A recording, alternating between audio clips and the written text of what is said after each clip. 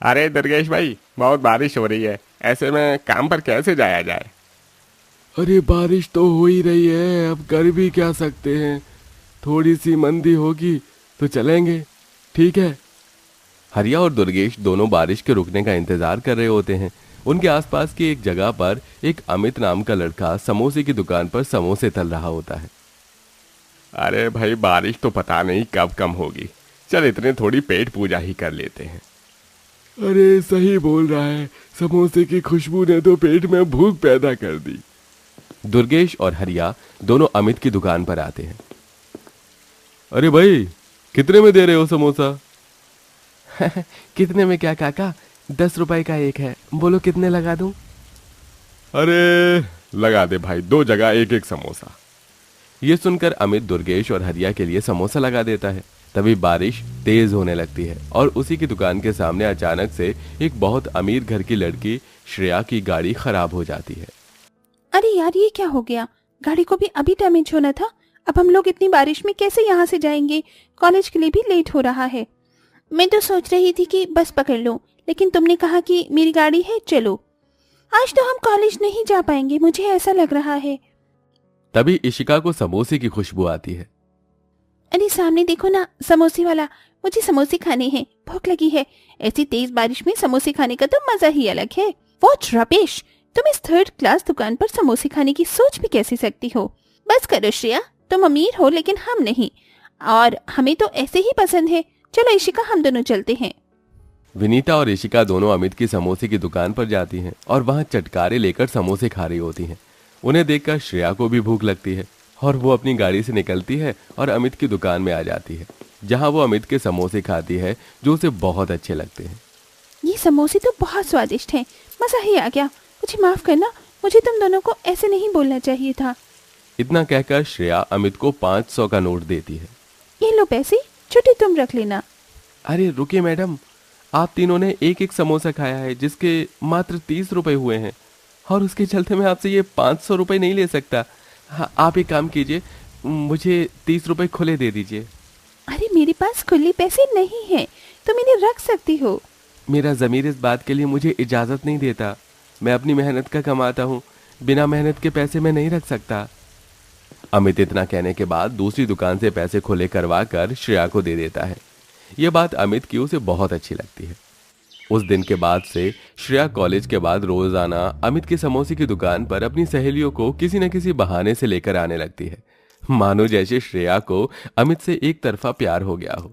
एक दिन जब अमित की दुकान पर कोई नहीं होता और वो बारिश के चलते अकेले वो अपनी दुकान के ऊपर प्लास्टिक की तिरपाल लगा रहा होता है, तो ये देख श्रेया उसकी मदद करने लगती है। हाँ, अरे मैडम, आप क्यों इतनी परेशानी उठा रही हैं? मैं ये सब अपने आप कर लूंगा। कोई बात नहीं, मैं तुम्हारी मदद करवा देती हूँ। दरअसल मुझे तुमसे कुछ जरूरी बात भी करनी थी। बात यह है कि मैं तुम्हें बहुत पसंद करती हूँ और तुमसे प्यार करने लगी हूँ। अरे मैडम, मैं बहुत गरीब हूँ, आपको वो सब नहीं दे सकता जो एक अमीर लड़का आपको दे सकता है। आप अपने लेवल का लड़का ढूंढिए। नहीं, मैं तुमसे सच में बहुत प्यार करती हूँ। मुझे तुम्हारे अलावा और कोई पसंद ही नहीं है। क्या तुम मुझे पसंद नहीं करते? ये सुनते ही अमित कहता है, ऐसा नहीं है, मैं आपको पसंद नहीं करता, लेकिन मुझे तो आप बहुत पहले से ही पसंद हो, पर मेरी औकात नहीं आपसे प्यार करने की। प्यार में ऊंच नीच, औकात या बड़ा छोटा कुछ नहीं देखते। बस देखते हैं तो दिल देखते हैं, और मैंने तुम्हारा और तुमने मेरा दिल देखा है। बस यही काफी है। क्या तुम मुझसे शादी करोगे? क्या तुम मेरे साथ गरीबी में रह पाओगी? हाँ हाँ बिल्कुल, मैं तुम्हारे साथ करीबी में आराम से रह लूंगी, एडजस्ट कर लूंगी। अमित और श्रेया एक दूसरे से मंदिर में शादी कर लेते हैं और शादी के बाद श्रेया के घर जाते हैं, जहां पर श्रेया के माता पिता उनके रिश्ते को स्वीकार नहीं करते। इसी बीच बारिश शुरू हो जाती है, जिसके बाद बारिश में ही अमित अपनी पत्नी श्रेया को अपने घर लेकर आता है। अरे बेटा, तू आ गया। मैं अभी तेरे बारे में ही सोच रही थी। बाहर बहुत बारिश हो रही थी तो तू पूरा भीग गया है। दिव्या, दिव्या, जल्दी से कोई कपड़ा लेकर आ। देख, तेरा भाई पूरी तरह भीग गया है। तभी अमित के पीछे से श्रेया निकलकर सामने आती है। ये लड़की कौन है बेटा? माँ, ये लड़की आपकी बहू है। बहू है? ये तो क्या बोल रहा है? श्रेया, माँ के पैर छू लो। श्रेया जैसे ही शकुंतला के पैर छूती है, शकुंतला उसे आशीर्वाद देती है। तभी श्रेया की नजर घर के अंदर पड़ती है। घर के अंदर पानी भरा होता है। बारिश की वजह से घर के अंदर पानी भर गया है।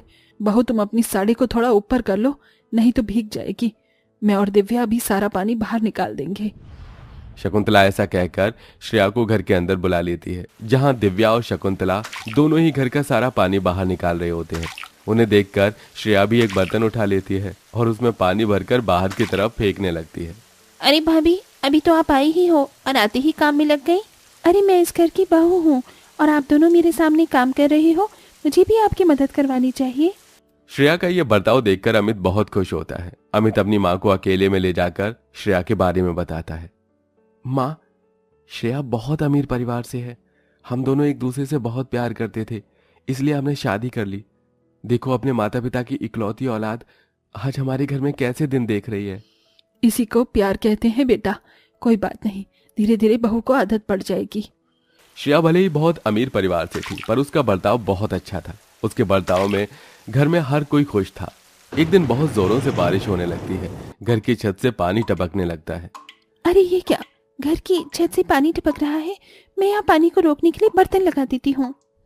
श्रेया टपकती छत में हर जगह बर्तन लगा देती है। उस वक्त उसके अमीर माता पिता उससे मिलने उसके गरीब ससुराल आते हैं।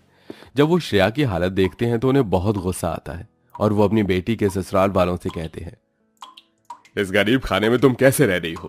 इन लोगों ने तुम्हें इस कदर इस तरह घर में रखा हुआ है। बेटी, मैं तुम्हें अभी भी कहता हूँ, तुम मेरे साथ चलो। इन लोगों के साथ रहने की जरूरत नहीं है। इस गरीबी में तो तुम मर जाओगी। जिनके खुद के खाने पीने का रहने का आता पता नहीं है, वो तुम्हें क्या सुख देंगे? बस करो पिताजी, ऐसा कहकर मेरे ससुराल वालों की बेइज्जती मत करो। मैं यहाँ बहुत खुश हूँ, मुझे यहाँ कोई परेशानी नहीं है। सब मेरा बहुत अच्छे से ख्याल रखते हैं। हाँ हाँ, दिख रहा है, वो तो तुम्हारी हालत से ही दिख रहा है। देखो, तुम्हारे पिता और मेरी तुम इकलौती औलाद हो और मैं नहीं चाहती कि मेरी इकलौती औलाद को इतनी परेशानी देखनी पड़े। माँ, यहाँ माँ जी और बाबूजी और साथ में मेरी ननद मेरा बहुत ख्याल रखती हैं। बस अभी अमित जी का थोड़ा काम ठीक नहीं चल रहा। जैसे ही वो ठीक से चलने लगेगा, हम अपने घर को पक्का बनवा लेंगे और सारी परेशानी ठीक हो जाएगी।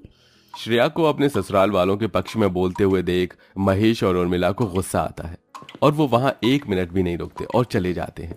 ये देख श्रेया को बुरा लगता है, लेकिन वो अपने पति और ससुराल वालों का साथ नहीं छोड़ती। वो बारिश में अपने पति के साथ मिलकर उसकी समोसे की दुकान पर भी उसकी मदद करवाती है। चिंता मत करो अमित, एक दिन सब कुछ ठीक हो जाएगा। भगवान पर भरोसा रखो। ऐसे कुछ वक्त बीत जाता है। कभी बारिश होती है तो उनके घर में पानी भर जाता है, कभी आंधी तूफान चलते हैं तो उनकी छत उड़ जाती है। इस तरह श्रेया की परेशानियां जिंदगी भर चलती ही रहती हैं, लेकिन वो अपने गरीब ससुराल वालों के साथ एडजस्ट करके खुशी से रहती है। वहीं उसके ससुराल वाले भी उसका बहुत ख्याल रखते हैं। एक दिन महेश अपनी बेटी को अमित के साथ समोसे की दुकान पर काम करते हुए देख लेता है, जहां महेश अपनी बेटी को इतनी मेहनत करते हुए देख अपनी आंखों में आंसू भर के ले आता है। मैंने सोचा भी नहीं था कि मेरी बेटी इतनी बड़ी हो गई है कि किसी का इतना साथ दे सकती है। आज तुमने एक घमंडी बाप को पिघला ही दिया। मुझे माफ करना बेटी, मुझे तुम्हें इतना कुछ नहीं कहना चाहिए था तुम्हारे ससुराल वालों को।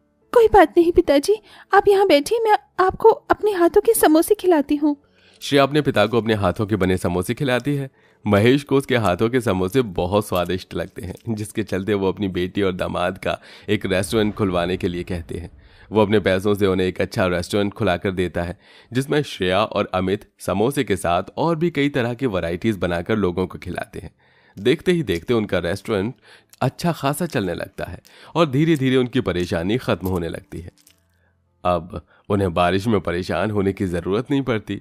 वहीं पैसे कमाकर वो अपनी सभी परेशानियों को खत्म कर लेते हैं और खुशी खुशी रहने लगते हैं।